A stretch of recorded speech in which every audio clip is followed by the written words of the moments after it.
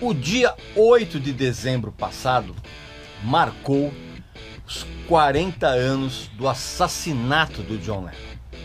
Eu não gosto de falar muito a respeito dessas datas de morte, mas eu tenho algumas coisas a dizer a respeito do John Lennon, e isso é importante nos dias atuais. Presta atenção.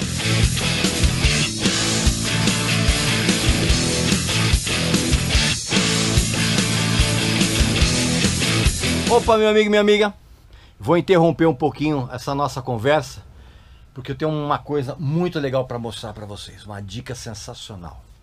Olha isso aqui. Olha isso. Deixa eu mostrar aqui para vocês.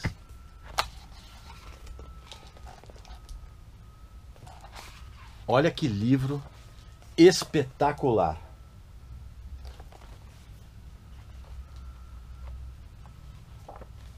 Olha isso.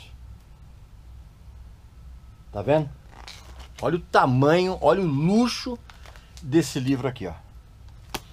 É A Década do Rock, do fotógrafo Mark Wiseguy Weiss, um dos mais renomados profissionais da fotografia do rock de todos os tempos.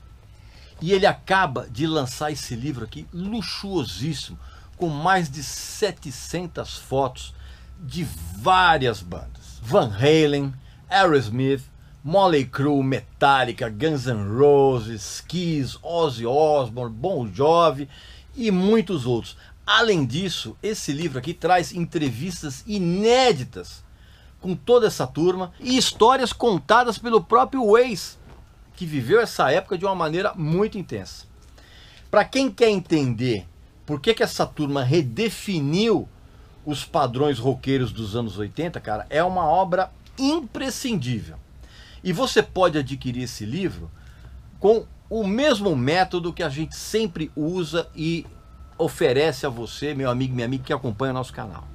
Basta você clicar no link aqui embaixo ou no QR Code que você está vendo aí na tela e preencher o cupom de desconto com Regis Tadeu Indica. Tudo junto. E você vai adquirir esse livro aqui, cara, com 20% de desconto. Exclusivo para quem acompanha o nosso canal, tá bom? Então não esquece. Clica no link aqui embaixo ou no QR Code, preenche o cupom de desconto com Regis Tadeu Indica, tudo junto, e você vai ter esse livro aqui, cara. Olha que sensacional. Olha o Ozzy. Pois é, você vai adquirir essa obra maravilhosa com 20% de desconto, tá bom? Recado tá dado. Vamos em frente com o papo. Meu amigo e minha amiga, 40 anos depois da morte do John Lennon, ele e as músicas continuam muito relevantes. Eu vou falar a respeito disso, de vários outros assuntos nesse vídeo. Antes você vai fazer sua inscrição no canal, você já sabe como faz, vai visitar a nossa loja que tem uns produtos legais.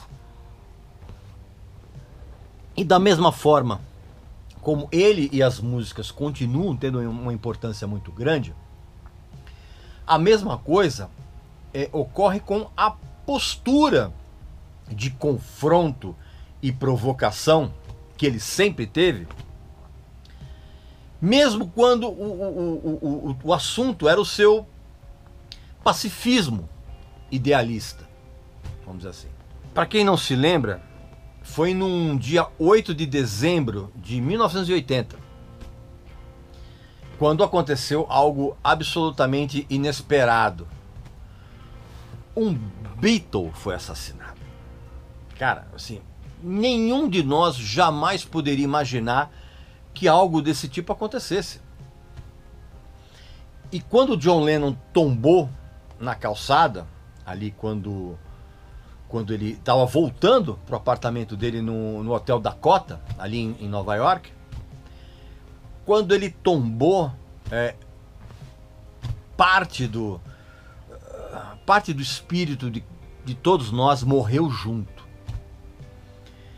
O Lennon foi assassinado por um pretenso fã chamado Mark Chapman, que ficou de campana ali no hotel por horas ali. O hotel fica na frente do Central Park. E se eu não me engano, no dia anterior, cara, ele tinha pego um autógrafo do John Lennon. E você sabe muito bem que o John Lennon e a Yoko, eles moravam no hotel, eles não estavam hospedados, eles moravam ali. Então, nesse dia 8 de dezembro, assim, um pouco depois das 11 da noite, o Lennon estava com 40 anos de idade, ele chegou, ele desceu da limusine e ele passou pelo Mark Chapman para entrar no edifício. Foi aí que o fã, né, era um jovem de óculos, cara, o cara puxou um revólver e disparou 5 tiros no John Lennon, né? Sendo que 4 acertaram. Uma barbaridade. Foi um soco no estômago de cada ser humano no planeta, tá entendendo? E por mais que você sempre detestou a Yoko Ono, cara, não tinha como você não se solidarizar com a dor dela, né? E claro que depois desse tempo todo, cara, com o passar dos anos, assim, a admiração em todo mundo pelo John Lennon, ela nunca deixou de ser relevante. Nunca. A ponto de, como sempre acontece com artistas que morrem de uma maneira trágica, rolar uma absurda mitificação dele, cara, né?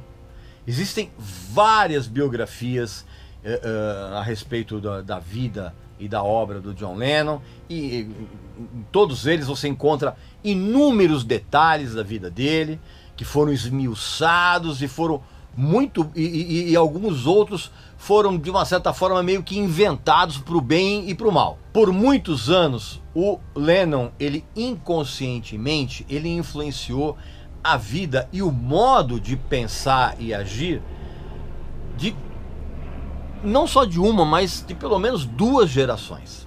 Cara, tenta fazer um exercício de imaginação e experimenta pensar como é que ele estaria se manifestando no meio dessa pandemia e tendo no país em que ele vivia o governo do Donald Trump.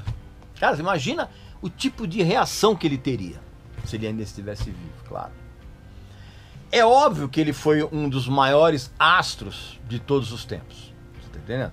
E, quer você queira ou não, cara, ele foi a principal figura dos Beatles junto com o Paul McCartney, né? Com todo respeito ao George Harrison, ao Ringo Starr. Mas assim, as 2 figuras emblemáticas da banda eram eles. E mesmo naqueles tempos de Beatles, cara, ele nunca escondeu um cinismo provocador, né? Que era característico dele. E muito menos ainda quando ele se tornou um apóstolo pacifista. Aí que ele realmente não escondeu mesmo. Lembra quando ele e a Yoko passaram a lua de mel na cama de uma suíte presidencial de um hotel em Amsterdã? Eles ficaram por uma semana lá e depois eles fizeram o mesmo no Canadá, né? Depois que o visto de entrada do Lennon para os Estados Unidos foi negado. Eles foram para o Canadá e fizeram a mesma coisa. Todos os dias, cara, eles recebiam jornalistas e fotógrafos do mundo inteiro para divulgar a campanha pela paz e contra a guerra do Vietnã. Você lembra disso, né? No fundo, o que o Lennon ele queria era se desvencilhar. Como é que eu vou dizer? Se desvencilhar totalmente dos seus companheiros, dos seus ex-companheiros de banda, né? Ele nutria um rancor muito grande em relação a todos eles, né? Por exemplo, ele nunca aceitou a intransigência dos seus amigos de banda, cara, com relação a Yoko Ono. E um rancor, cara, que aumentou ainda mais, cara, quando ele começou a levar a Yoko nas sessões de gravação. E assim, ele nunca perdoou o ódio, por exemplo, que o Paul McCartney sempre sentiu em relação a ela. E o Lennon também, ele escondeu do público o quanto ele havia se tornado um paranoico multimilionário depois que os Beatles acabaram, cara. Tudo na vida dele, cara, foi de uma intensidade desconcertante, cara. Porque, cara, pensa bem, cara, quase ninguém suportaria viver o que ele viveu com os Beatles em termos de assédio, de adulação, de puxa-saquismo, de falta de privacidade, cara. Ninguém conseguiria suportar isso sem perder parte da sanidade. Aliás, cara, a reação histérica em massa, sem precedentes nos tempos dos Beatles, cara, sempre deixou o Lennon muito irritado, a ponto de fazer com que ele se isolasse cada vez mais em relação aos holofotes da mídia, principalmente depois que a banda acabou, né? Isso ficou, por exemplo, muito evidente depois de 1975, quando nasceu o filho dele, o Sean. Nessa época, o Lennon só saía de casa para levar o bebê para passear, né? Ficava empurrando o carrinho lá no Central Park. Em casa, era a Yoko que administrava uma fortuna, cara, em torno de 500 milhões de dólares. E o Lennon só voltou à ativa justamente